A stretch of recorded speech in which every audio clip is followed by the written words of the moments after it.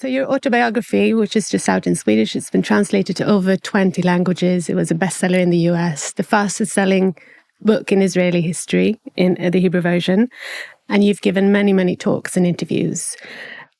Each time, I suppose, reliving the horrific experiences that you've been through and your trauma.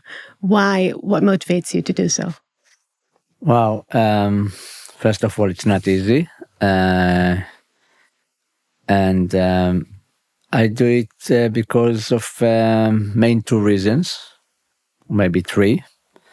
First of all, I promised at the graveyard to my wife and my daughters that I will not let anyone to forget them. Second, for me, talking and writing this book, it's very, very important that nobody will try to change and to rewrite the history of Israel. And third, I think, this talking, in the end of the day, it's a very therapeutic for me, especially writing, the process of writing this book. It was every day, hours sitting and talking and writing these details was very hard and difficult, but it was very therapeutic and take loads of emotions from me, and it was good. And probably because of all these things, I don't have any PTSD. And so this interview, as I said, we published on a Friday, even though it's Tuesday today when we're recording it. Friday is also the beginning of Shabbat, the Jewish Sabbath, when families in Israel, whether secular or religious, gather for Friday evening meals, and then you have the Saturday off. What did a typical Shabbat look like on Kibbutz Be'eri, your home, before October 7th? Wow, it was, for us, it was family time because most of the week, you're busy in work. And I saw my daughters, especially in evenings. They had their own school until afternoon. And from afternoon until evening, it was lots of activities in the kibbutz. So for us, Friday, Saturday was very special days, family days. It was started with Kiddush in the evening. And for me, being their taxi driver, just taking them to their friends, to the beach, to the cinema. We did lots of things together, and I miss that a lot. And we'll talk about your family soon. You've described Kibbutz Be'eri as a kind of heaven and the perfect place to raise your children. Your brother joined you there as well, who was sadly killed in Gaza. Would it be correct to describe Be'eri as a kind of peacenik, secular Zionist community? Well, it was, first of all, it was amazing community, supportive and sharing, and people who believe in peace, did lots of things proactive for this peace process with our neighbors, like donate money and food and clothes. And to Gaza, to Palestinians, taking Palestinians, kids from the border to Israeli hospitals when they needed that. And ironically, all these kibbutz in Gaza area just ironically suffered the most from October 7. So, it was our piece of heaven, Be'eri, until it became our hell on October 7 morning. And on that morning, you write about it in great detail in your book. But there's one moment that I'd like to bring up. When you're hiding in the safe room in your house together with your wife, Lian, and your daughters, Noya, who was 16, and Yahel, 13. At one point, rockets are falling, you're hearing reports of terrorists infiltrating Israel and the kibbutz. You get up to, you get out of the safe room to make cups of tea. Of course. What were you thinking at that moment? It's my wife's British tradition to drink her tea in the morning, and I try just to, to calm them down a bit. And because we were very surprised from these sirens in Beirut, usually we have some triggers that is going to happen. So I thought to make them a cup of tea will make them feel better. I hope it helped a little bit. Unfortunately, what happened later was beyond, something that you can describe really. And just I remember every time the fears in my daughter's eyes was crazy.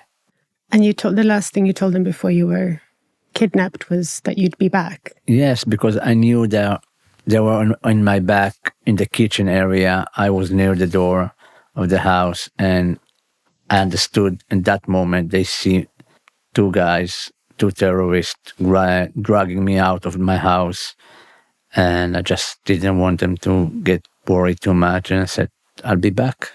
Did you believe it? Yes, of course. That's something I believe that it was almost certain that they are going to kidnap me. And so I was prepared for that.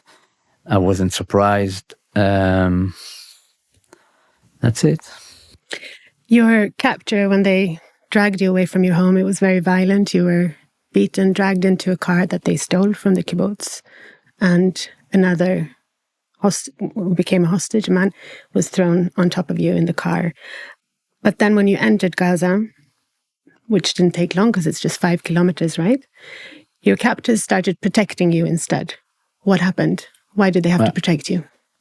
They took out Con that was on top of me in the car. They took him to the mosque, and I could hear, because the doors of the car was open, I could hear the mob of civilians that gathered near the mosques, and were shouting and screaming, Allahu Akbar. I could hear children. And when they came to take me out from the car, the terrorists inside the mosque, this mob of civilians succeed to take me away from them and start to lynch me.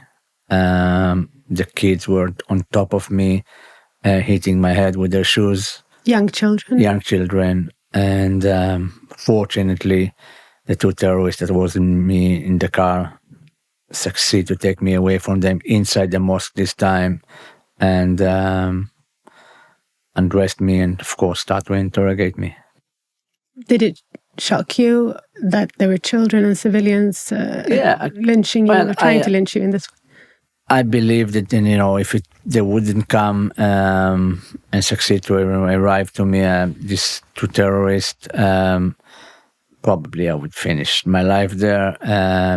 You think about this in these moments that, how much you can get from these people. But fortunately, it stopped. You spent the first 52 days of your captivity in a home, a Palestinian family's home. Do you know if were they in on it? Had they prepared to receive you? Did they get money to hold you? Or did they have any connection at all to Hamas or any militant groups? Yes, they definitely have connection with Hamas. The father of the house was used to work in his past in Israel. We talked about it, later in captivity. He knew a little bit Hebrew. He knew some streets in Tel Aviv. I think he was someone that has enough money to host us. And he was guarding on us the first 3 days until two of Hamas young terrorists arrived to the house to change him. And we've been with them 52 days. They've been the first floor, all the family, the father and the mother and the 3 boys, provided us food, And after 2 or 3 weeks, they started to join especially the kids, to join these guards from Hamas and to play with us and talking with us a little bit. We had good relationship, very respectful to each other. It was very important for me to have that because I wanted information. I knew it will help me to survive.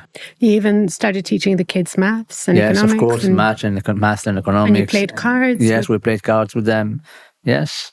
And I think that was the time even Hamas terrorists and the kids start to know me better. And until one of the Hamas terrorists said to me, "We wish all the Israelis been like you."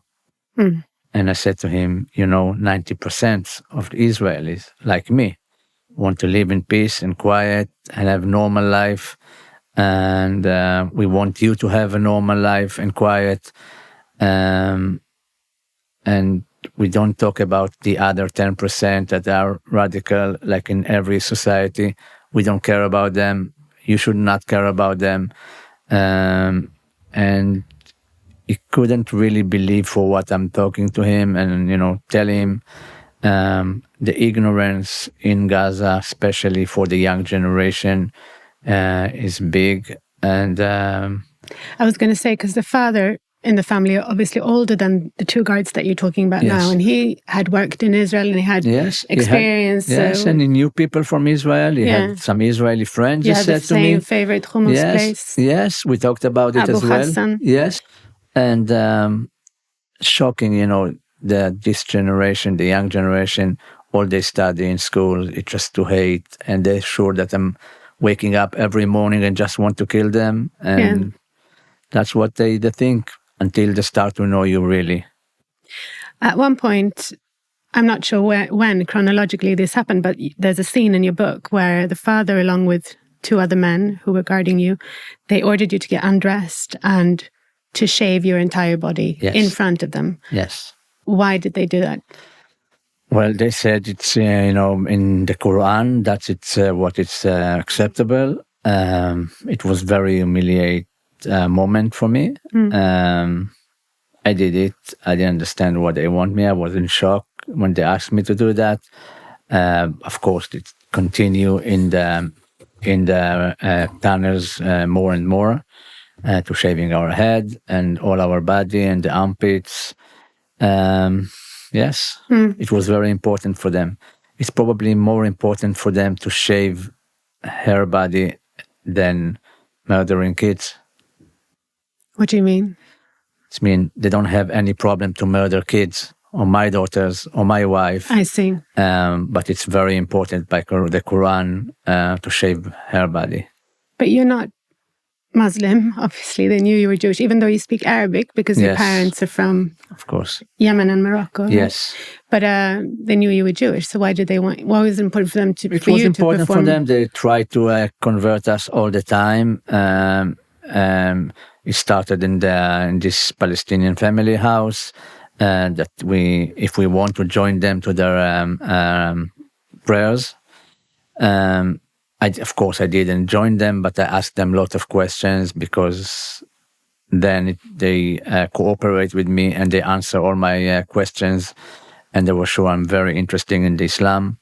I just wanted information about the time of the prayers and the directions they're praying to, and then I could understand where I'm in, if I'll be outside, and I can understand where is the west or east. So it was important for me. I just want to mention briefly the man you were held with until you were brought to the tunnels. Okay. Was called Kuhn. He was a Thai, a guest worker at the kibbutz. He didn't have any way of making sense of what was going on, hardly spoke English, no Hebrew, no Arabic, obviously. Yes. He had a very hard time and you were a big support to him. Have you been in touch with him? Because he was released long before you. No, I didn't be in touch with him. I don't know how to be in touch with him.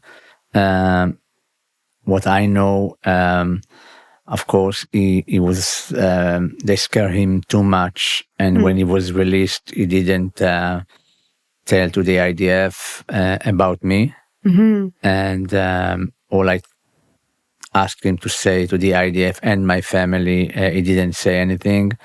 And after 2 weeks, he was in Thailand. He phoned and said he saw me for 2 seconds and I'm fine. Mm-hmm. And then that was the first, life sign the IDF and my family had. He called the IDF from Thailand to say that you were there. Okay.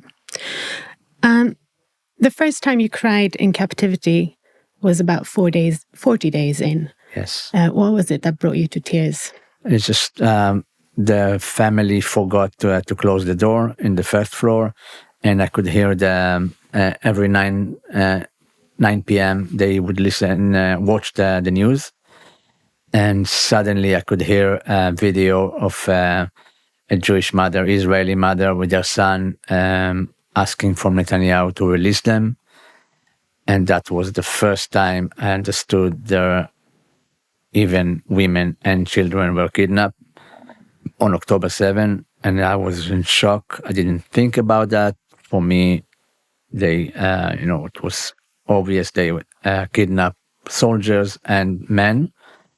And I said, oh my God, just not Lian and Noya in the hell were kidnapped as well and suffering from all this horror and noise from all these bombs.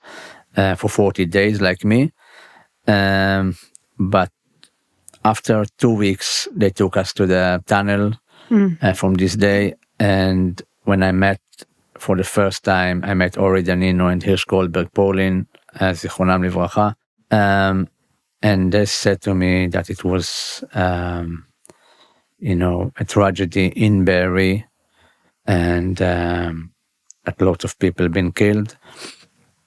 I said, I wish Lian, Noya, and Yael were kidnapped, and maybe they're now on their way, and they're released, and they're on their way to England or something like that. I want to believe that.